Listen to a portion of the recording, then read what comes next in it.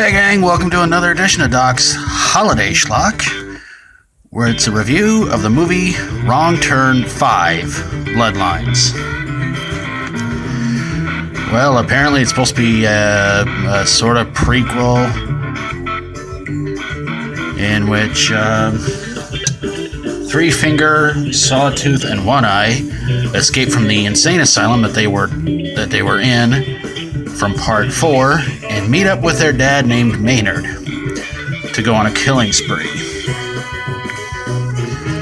Well, a bunch of friends who decided to go to this Halloween festival. It's happening somewhere in West Virginia. Their names are Billy Cruz, who's Billy's girlfriend, Lita, her boyfriend Gus, and Julian are all headed to the festivities around Halloween to have themselves a good time. But unfortunately, along the way, they almost run over Maynard. And when they go to check on him, Maynard tries to take out Gus and Billy, but turns out they beat the crap out of him. And along comes Sheriff Carter to kind of stop all this nonsense from happening. And she winds up taking them all to jail. Well, Three Finger, Sawtooth, and One Eye decide to get her deputy and kill him. So they go into town and just start doing what they do, killing people in pretty gross, grotesque ways, including breaking one guy's legs. And what else? They bury a couple of guys up into their heads in a soccer field, look like, and run over them. Yeah, it's pretty messy. Anyway, while they're on their killing spree, Maynard is causing all kinds of trouble for Sheriff Carter and Lita, making all kinds of threats, everything like that. Sheriff Carter's trying to get a call out to somebody else, but it turns out the three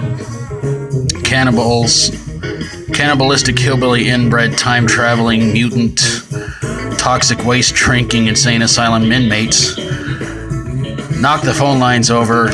So Sheriff Carter decides to run outside to try to see what she can do, but she winds up getting into some sort of a trap, and she winds up being beaten into unconsciousness.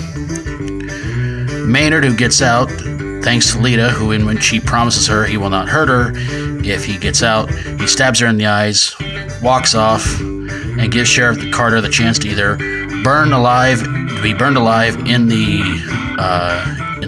police station, or shoot herself with a shotgun.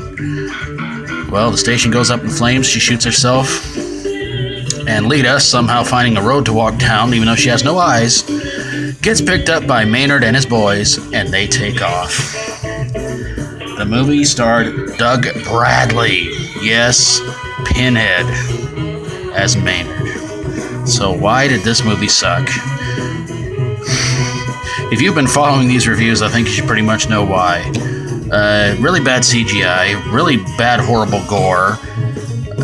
It just seemed irritating. And Doug Bradley, oh man, why? His southern accent was the least convincing thing in this whole movie. I mean, aside from the bad CGI and everything like that. But, yeah. I don't know. I mean, okay, I can understand why he turned down Hellraiser 9, but to go and do this was like, wow. It's like, Doug, you could do so much better.